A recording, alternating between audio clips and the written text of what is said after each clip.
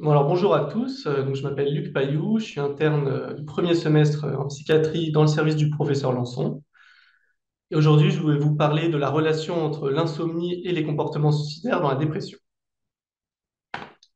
Donc, voici le plan de ma présentation. D'abord, on va donner un peu de contexte avec quelques données épidémiologiques. Ensuite, on verra si l'insomnie augmente vraiment le risque de suicide dans la dépression. Puis, je vous présenterai quelques hypothèses physiopathologiques concernant cette relation. Et enfin, on parlera un peu de traitement et sa potentielle efficacité dans ce contexte. Donc, le suicide, c'est évidemment un problème majeur de santé publique, hein. On dénombre 700 000 décès dans le monde en 2019. En France, on recense 9 000 décès par an par suicide. Et si on parle de tentative de suicide, ça représente une tentative de suicide toutes les 4 minutes en France. Alors, il y a de nombreux facteurs de risque qui ont été démontrés, hein, certains non modifiables, comme l'âge ou le genre, et d'autres modifiables sur lesquels on peut agir, comme l'isolement social, les troubles psychiatriques, bien les maladies chroniques, par exemple. Le trouble dépressif, c'est un des troubles psychiatriques les plus fréquents. On dit qu'il touche une personne sur cinq au cours de sa vie, avec une prévalence vie entière de 11% chez les hommes et 22% chez les femmes. C'est une des pathologies avec le risque de suicide le plus important, hein. On dit qu'il concerne 10 à 20% de cette population. Et une autre statistique qui est assez intéressante, c'est que 80% des suicidés présentaient un épisode dépressif caractérisé au moment du passage à l'acte. Ça, c'est des données qui proviennent de l'INSERM. Alors l'insomnie, déjà, il me semblait important de la définir. J'ai repris la définition de la HAS, qui présente l'insomnie comme étant le ressenti d'une insuffisance de l'installation ou du maintien du sommeil, ou bien d'une mauvaise qualité restauratrice associée à des retentissements diurnes à l'état de veille, comme la fatigue, les troubles de concentration, troubles de la mémoire, l'irritabilité ou la difficulté dans la réalisation de tâches. C'est extrêmement fréquent, ça touche 15 à 20% de la population générale. Et cette prévalence, elle explose lorsqu'on se met dans la population dépressive, hein, puisque selon les études, elle se situe entre 67 et 84%. Il y a un désaccord dans la littérature pour savoir si l'insomnie augmente vraiment le risque suicidaire. Certains arguant que l'insomnie étant un symptôme très fréquent dans la dépression, et la dépression, comme c'est un facteur de risque très connu, donc évidemment de risque suicidaire, on pourrait se demander si le lien entre insomnie et comportement suicidaire n'était pas médié par la dépression comme facteur de confusion. Pour répondre à cette question, je me suis basé sur cette revue systématique et méta-analyse qui a été publiée dans le BMC Psychiatry en 2019, donc qui se nomme Revue systématique et méta-analyse de la relation entre troubles du sommeil et comportement suicidaire chez les patients souffrant de dépression. Cette revue systématique, elle a regroupé dans son analyse 18 études publiées entre 1997 et 2019, regroupant quasiment 200 000 participants, donc c'est quand même un nombre important, atteints de dépression et de dépression sévère. Ce qu'ils ont étudié, hein, dans leur analyse, c'était la relation statistique entre les troubles du sommeil qui comportaient l'insomnie, l'hypersomnie, les cauchemars, la diminution du temps de sommeil et la diminution de la qualité du sommeil. Cette association donc avec les comportements suicidaires qui regroupent les idées suicidaires, les tentatives de suicide et les suicides accomplis. Donc les résultats de cette étude, ça a été de retrouver une association statistiquement significative, tout d'abord déjà entre les troubles du sommeil en général et les comportements suicidaires, avec un odds ratio de 2,45. Et lorsqu'on s'intéresse en sous-groupe aux différents troubles du sommeil, on retrouve cette association significative pour l'insomnie, avec un odds ratio de 2,29. Donc on peut dire comme le suicide, c'est quelque chose qui arrive de manière assez rare. On peut l'interpréter comme étant un risque donc pratiquement 2 fois supérieur chez les personnes déprimées de présenter des comportements suicidaires quand ils souffrent d'insomnie. Autre chose qui est intéressante dans cette étude, c'est que pour les cauchemars, le risque est encore 2 fois plus important, avec un odds ratio de 4,47. Il remarquait aussi dans les résultats de cette étude que cette association statistique entre troubles du sommeil et comportement suicidaire était encore plus forte lorsque la dépression était sévère initialement, avec le ratio de 2,92 contre 1,41 lorsqu'on se place dans une dépression non sévère. Là, c'est le forest plot, hein, des différentes études regroupées dans cette analyse. Donc, on voit qu'il y a un peu d'hétérogénéité qui s'explique par le fait que la plupart de ces études, hein, ce sont des études observationnelles, En fonction des années, les classifications pour définir la dépression, ce n'était pas forcément les mêmes, hein. Des fois, c'est le DSM-5, des fois, c'est le DSM-4, ce qui peut un peu expliquer, c'est ce qui rapporte dans la discussion, hein, l'hétérogénéité entre les quelques études, mais on voit que dans la majorité des cas, on retrouve quand même une association significative. Là, c'est le tableau qui montre les résultats de l'analyse en sous-groupe. Donc, ça retrouve un peu ce que j'ai dit auparavant, hein. Lorsqu'on regarde le diagnostic de dépression, on voit que l'association, elle est plus forte lors de la dépression sévère. Concernant les différents troubles du sommeil, donc l'association est significative, elle augmente le risque pour l'insomnie et pour les cauchemars, mais pas pour les autres. Donc l'hypersomnie ou la diminution du temps ou de la qualité du sommeil, ça n'a pas été retrouvé comme étant des facteurs qui augmentaient le risque de suicide. Et si on s'intéresse aux différents types de comportements suicidaires, on retrouvait une association significative pour les trois, sachant qu'elle est la plus forte pour les tentatives de suicide, hein, avec un odds ratio de 41, mais c'est assez proche quand même des idées suicidaires, donc on ne peut pas non plus parler d'une grande différence entre les deux. Sinon, pour les autres critères en sous-groupe, comme les types d'études, les années de publication, il n'y avait pas non plus de grande différence. Alors, j'ai juste mis une petite diapo sur cette étude que je trouve aussi intéressante, qui parle de la proximité en termes temporels de l'insomnie et des comportements suicidaires. C'est une étude qui était faite aux États-Unis, qui regardait un peu les troubles du sommeil chez les vétérans américains et leur relation avec le suicide. Et en fait, ils remarquaient que l'insomnie était présente dans la moitié des consultations qui précédaient le passage à l'acte. Et donc, ils insistaient sur le fait que c'était quelque chose de très important à rechercher lorsqu'on évalue le risque suicidaire en pratique clinique, parce que ça peut être un argument un peu de sévérité et d'imminence d'un potentiel passage à l'acte. Alors maintenant, je vais vous présenter un peu quelques principaux modèles d'hypothèses en gros physiopathologiques qui peuvent expliquer ce lien. Je me suis basé sur un peu tous les articles que j'ai vus pour voir ce qui ressortait le plus. Et ensuite, pour mes diapositives, je me suis principalement basé sur cette étude-là qui a été publiée dans le Current Psychiatry Reports, qui s'appelle Les liens entre suicide et insomnie, mécanismes théoriques. Et en fait, c'est celle qui explicite le mieux les différentes théories que j'ai retrouvées. Alors, le modèle qui revient le plus souvent dans les études, c'est celui du rôle de la sérotonine et des altérations cognitives induites par l'insomnie. En effet, le rôle du sommeil a été très bien décrit dans plusieurs études dans la mémoire de consolidation, qui montrait que lorsqu'on observait une diminution du temps de sommeil, ça avait pour conséquence d'entraîner des altérations des mémoires verbales et visuelles. Et ces altérations, elles entraînaient des difficultés dans la prise de décision et la résolution de problèmes. Il y a plusieurs études qui soumettaient des problèmes expérimentaux à des patients souffrant d'insomnie avec diminution du temps de sommeil et qui observaient que face à ces problèmes, les patients avaient des difficultés à trouver des solutions. Ils en trouvaient en quantité moins nombreuse et de moins bonne qualité en comparaison à des groupes contrôles. Et là où c'est intéressant, c'est que ces difficultés, elles sont parallèles à ce qu'on retrouve chez les patients dans la population suicidaire, avec plusieurs études qui ont là aussi retrouvé des troubles de l'attention et de la mémoire de travail, en comparaison donc aux personnes qui souffraient de dépression mais non suicidaires. Donc ces difficultés, elles sont pas médiées par les dépressions, c'est vraiment quelque chose qu'on retrouve spécifiquement dans les personnes présentant des comportements suicidaires. Et là, c'est pareil, face à des problèmes expérimentaux, ces personnes avaient des solutions de moins bonne qualité et en moins grande quantité. Autre chose qui ressort un peu dans ces études, c'est que ces difficultés de prise de décision, elles sont non seulement objectivées donc, par les expérimentateurs, mais elles sont également ressenties par les patients qui expriment leurs difficultés à faire face à des problèmes et à ne pas réussir à résoudre ces situations.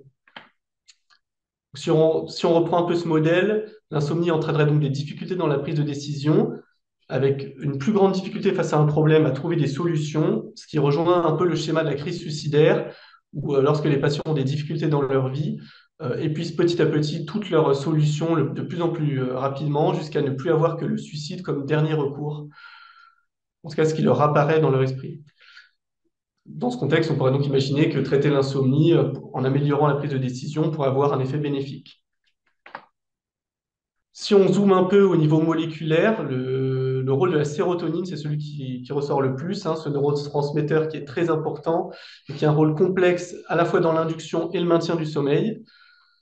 Ça peut s'illustrer par la grande variété de récepteurs qu'on retrouve dans les différentes régions du cerveau. Par exemple, il y a plusieurs études qui montraient que lorsqu'on donnait à des patients souffrant d'insomnie du L-tryptophane, qui est un précurseur de la sérotonine, on observait une amélioration du sommeil chez ces patients, alors que dans d'autres études où on utilise un facilitateur comme les ISRS pour faciliter la transmission de sérotonine, là au contraire, ça entraînait des troubles du sommeil. Donc, ce qui illustre bien la complexité de cette relation entre sérotonine et sommeil. Il y a une étude in vivo, pardon, qui avait montré une augmentation de 10% après seulement 24 heures sans dormir du potentiel de fixation de la sérotonine au récepteur. Et lorsque cette diminution du sommeil se poursuivait, ils observaient une diminution de la sensibilité des récepteurs postsynaptiques cérébraux à la sérotonine. Et là encore, en fait, ces altérations, c'est des choses qui sont assez parallèles à ce qu'on retrouve dans la population suicidaire, avec plusieurs études qui analysaient le liquide céphalorachidien des suicidés en comparaison à des populations contrôle sans comportement suicidaire, qui retrouvaient des taux bas de 5-HIA, qui est le métabolite principal de la sérotonine. D'autres études retrouvaient également une diminution du potentiel de fixation présynaptique de la sérotonine chez les suicidés et les suicidants, indépendamment de la présence de dépression ou non, et qui montraient aussi qu'il y avait des preuves que les altérations présynaptiques étaient corrélées aux altérations postsynaptiques pour la sérotonine. Parce que tout à l'heure, là, quand on montrait les conséquences de la diminution de temps de sommeil, on parlait d'altérations postsynaptiques, et en fait, les deux sont liés. Alors, qu'est-ce qui pourrait médier en fait, chez la sérotonine, entraîner un peu ces comportements suicidaires? Eh bien, la principale hypothèse, c'est que le cortex préfrontal et les fonctions exécutives qui en découlent sont sous l'influence de la sérotonine. Et donc, l'altération de la fonction de ce neurotransmetteur entraînerait via le cortex préfrontal l'altération de la prise de décision chez ces patients, et donc ce qui regrouperait un peu ce qu'on a explicité auparavant. Ainsi, la sérotonine ne serait pas seulement un marqueur qu'on retrouve chez la population suicidaire, mais pourrait avoir un rôle d'acteur en fait dans ce lien pour précipiter les comportements suicidaires. Voilà, donc là, j'ai mis un petit schéma un peu pour synthétiser ce que je viens d'expliquer, où lorsque les patients présentent une insomnie avec diminution du temps de sommeil, ça entraîne une altération de la fonction et de la quantité de la sérotonine. Cette altération, non seulement elle fait effet cercle vicieux en aggravant l'insomnie, et en plus, via le cortex préfrontal, elle entraîne des altérations cognitives avec pour effet d'entraîner des difficultés dans la prise de décision, et dont peuvent découler les comportements suicidaires, lorsqu'on reprend le schéma de la crise suicidaire. Une autre hypothèse un peu plus récente et qui revient dans les dernières études, c'est le rôle de l'inflammation, avec plusieurs papiers qui ont retrouvé que l'insomnie était associée à une augmentation dans le plasma de marqueurs inflammatoires comme l'interleukine 6, le TNF-alpha ou la CRP. Et là aussi, c'est parallèle à ce qu'on retrouve chez les patients suicidaires, avec des taux plus élevés d'interleukine 6 et de TNF-alpha qui étaient retrouvés dans le plasma des populations suicidaires, indépendamment, là encore, de la présence d'épisodes dépressifs caractérisés. D'autres études retrouvaient aussi des taux plus élevés d'interleukine 1-bêta et d'interleukine 6, donc qui sont des molécules inflammatoires, dans le plasma et le cerveau post-mortem chez les patients présentant des comportements suicidaires. Donc ça, c'est un modèle dont il n'y a pas vraiment d'explication ensuite un peu plus cognitive qui pourrait expliquer en quoi l'inflammation pourrait entraîner les comportements suicidaires. Certains parlent d'hyperactivité qui mettent en lien avec ce qu'on retrouve dans les troubles de stress post-traumatique, avec le système noradrénergique qui pourrait être médié via l'inflammation, mais c'est encore au stade de recherche et il décrit bien dans les études qu'ils n'ont pas encore de réelle explication pour lier cette inflammation au comportement suicidaire. Alors, concernant les traitements, en France, en fait, il n'y a pas eu de recommandation depuis celle de la HS en 2007. Donc, ça date un peu. Mais après, quand j'ai regardé dans les différents collèges de spécialité, les plus récents, c'est à peu près les mêmes choses qui ressortent. Donc, il n'y a pas eu vraiment de grande évolution depuis ces dernières recommandations. Ce qui ressort principalement, c'est qu'en premier lieu, face à une personne souffrant d'insomnie, il faut rechercher une cause étiologique qui pourrait être potentiellement associée. Donc là, nous, dans notre contexte, du coup, ce serait bien sûr la dépression et qui doit être traitée. C'est la première chose à faire. Mais il rappelle bien que cela n'exclut pas de prendre en charge l'insomnie par elle-même comme un propre symptôme et de la traiter. La première chose à faire face à un patient souffrant d'insomnie, c'est de lui faire appliquer les règles élémentaires d'hygiène de sommeil, que je rappelle ici, à savoir dormir selon ses besoins, sans faire de sieste longue, avoir des horaires réguliers de lever et de coucher, limiter le bruit, la lumière ou la température excessive dans la chambre à coucher, éviter les excitants comme la caféine, l'alcool ou la nicotine, notamment avant 16 heures, faire de l'exercice physique dans la journée, mais pas trop tard, pas après 17 heures, sinon ça a un effet un peu contraire, et éviter les repas trop copieux le soir. Ensuite, ce qui ressort comme traitement de première intention, en fait, c'est les psychothérapies, notamment la thérapie cognitivo-comportementale qui a montré son efficacité dans le traitement de l'insomnie, mais il rappelle que de par son délai d'action, qui est quand même long, avec plusieurs semaines avant d'avoir une efficacité, en fonction du contexte, ça peut poser problème. Et là, notamment, nous, comme on parle de comportement suicidaire, on peut être tenté parfois d'aller un peu plus vite. Et donc, ne pas hésiter à recourir de manière limitée et bien encadrée au traitement pharmacologique. En France, les traitements qui ont l'indication pour l'insomnie, c'est les benzodiazépines et leurs apparentés, et principalement les antihistaminiques. Concernant la mélatonine qu'on entend beaucoup et la phytothérapie, il n'y a pas de preuve d'efficacité retrouvée, mais il n'y a pas non plus d'effets secondaires désagréables. Donc, la HAS, ils disent qu'il ne faut pas hésiter si le patient est demandeur, ça peut avoir un effet bénéfique, même si c'est que placebo. Il rappelle que lorsqu'on choisit le traitement, il faut prendre en compte le profil d'insomnie du patient, à savoir, est-ce qu'il présente plutôt une insomnie de début de nuit, qu'on appelle insomnie d'endormissement, ou une insomnie avec difficulté du maintien du sommeil. En fonction de ça, on pourra s'intéresser aux différentes molécules et leur délai d'action, ainsi que leur demi-vie. Bien sûr, prendre en compte aussi le risque d'interaction médicamenteuse et l'état physiologique du patient, notamment sa fonction hépatique. Voilà. Donc là, j'ai repris un tableau qui regroupe un peu les principales molécules qu'on utilise en pratique clinique pour le traitement de l'insomnie, avec leur posologie, leur demi-vie et délai d'action. Par exemple, on utilise souvent, nous, les apparentés aux benzodiazépines, comme l'Imovan et le Stilnox. On voit que le Stilnox, il a un délai d'action plus court, donc il serait peut-être plus utile lorsqu'on est en présence d'une insomnie avec difficulté d'endormissement, contrairement à l'Imovan, lui, qui est plutôt un délai prolongé, donc qui pourrait être intéressant lorsqu'on est dans un contexte de maintien du sommeil. J'en profite pour rappeler, c'est écrit dans le tableau, que lorsqu'on prescrit un hypnotique, la durée de prescription maximale autorisée, elle est de 4 semaines. Mais pas pour toutes, il y en a certaines comme le triazolam où c'est 2 semaines. Donc, toujours regarder quand on prescrit. Il rappelle aussi dans ses recommandations de faire attention aux effets indésirables, qui sont principalement de 2 types. Les premiers, c'est les effets résiduels, donc pendant le traitement la journée, qui sont principalement des céphalées, des troubles de l'équilibre, des troubles de la mémoire et des altérations psychomotrices et cognitives.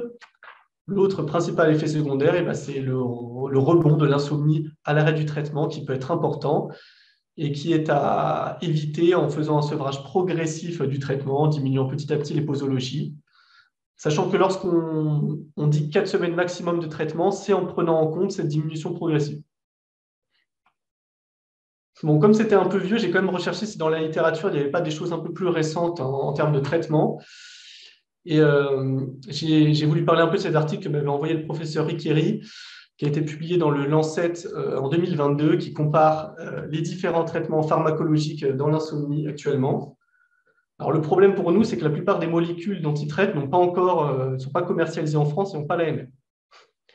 Notamment, un des 2 traitements qui est recommandé par cette étude, qui est le lamborexant, c'est un antagoniste des récepteurs aux orexines, qui est une des 2 molécules avec le meilleur profil en termes d'efficacité, d'acceptabilité et de tolérance, mais qui n'a malheureusement pas la même en France.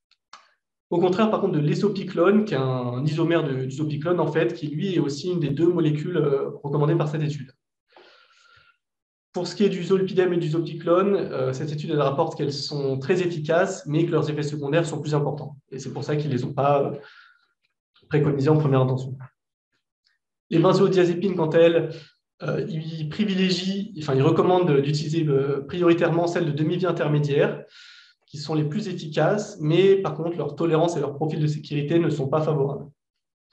Concernant les antihistaminiques, ils sont efficaces à court terme, avec celle qui a le meilleur rapport efficacité-tolérance, c'est la doxépine, mais là encore, cette molécule n'a pas l'AMM en France. Alors ensuite, moi, j'ai cherché un peu dans la littérature s'il y avait des articles qui traitaient un peu de l'efficacité potentielle, donc du traitement de l'insomnie pour avoir un effet sur ces comportements suicidaires. Et en fait, il n'y a pas beaucoup de choses. Il y a surtout des articles qui parlent de l'effet potentiel des traitements juste dans le contexte de la dépression, à savoir est-ce que traiter l'insomnie peut prévenir l'apparition de dépression ou s'il y a déjà une dépression qui est installée, est-ce que ça peut l'améliorer plus rapidement. Mais lorsqu'on s'intéresse au comportement suicidaire, il n'y a pas grand-chose. Mais il y a quand même eu cet article qui a été publié dans le JAMA Psychiatrie, qui s'appelle Diminution des idées suicidaires à travers le traitement de l'insomnie, qui a été publié en 2019. Il s'agit d'un essai contrôlé randomisé en double aveugle, dont l'objectif, c'était d'évaluer si l'ajout d'un hypnotique à un ISRS chez des patients avec dépression et idées suicidaires pouvait avoir un effet positif sur la diminution de ces idées suicidaires. Cette étude, elle a regroupé 103 personnes âgées de 18 à 65 ans qui présentaient un épisode dépressif caractérisé sévère avec insomnie. C'est pour ça que dans les critères d'inclusion, il y avait un score supérieur à 20 sur l'échelle d'Hamilton de la dépression, un score supérieur à 7 sur l'échelle de sévérité de l'insomnie et un score supérieur à 3 sur la Scale for Suicide Ideation. Dans cette étude étaient exclus bien sûr les patients souffrant de troubles bipolaires, de schizophrénie ou d'usage de substances. Il faut aussi savoir que dans cette étude, les patients avec un scénario suicidaire établi et une imminence du passage à l'acte étaient exclus, tout simplement pour des raisons de sécurité, comme c'était une étude en ambulatoire.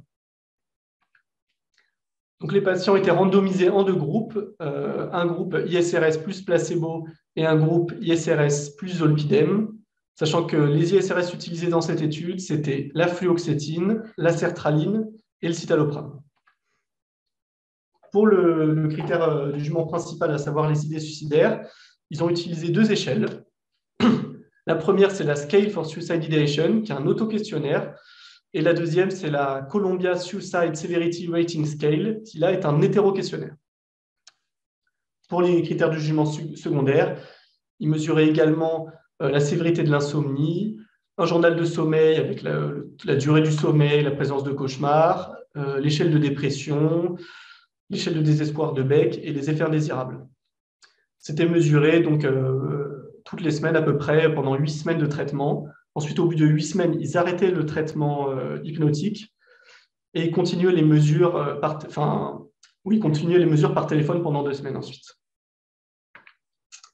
Voilà, donc là j'ai mis les deux échelles qui étaient mesurées. Ça, c'est la première, la Scale for Suicide Ideation, qui est un auto-questionnaire de 19 items.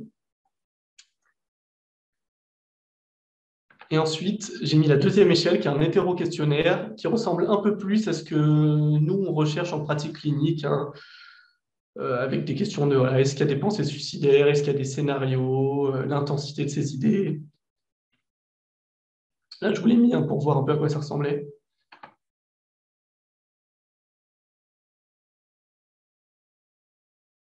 Voilà, si vous voulez voir après pour les questions, je pourrais les remettre. Bon, ça, c'est le tableau qui montre que les patients étaient comparables au début de l'étude dans les deux groupes. Il n'y avait pas de différence entre les deux groupes. Concernant les résultats, tout d'abord sur l'insomnie, on observait donc de manière assez logique une diminution significative du score de sévérité de l'insomnie dans le groupe traité par zolpidem. Et cette amélioration, elle persistait lors des 2 semaines de suivi après l'arrêt du traitement.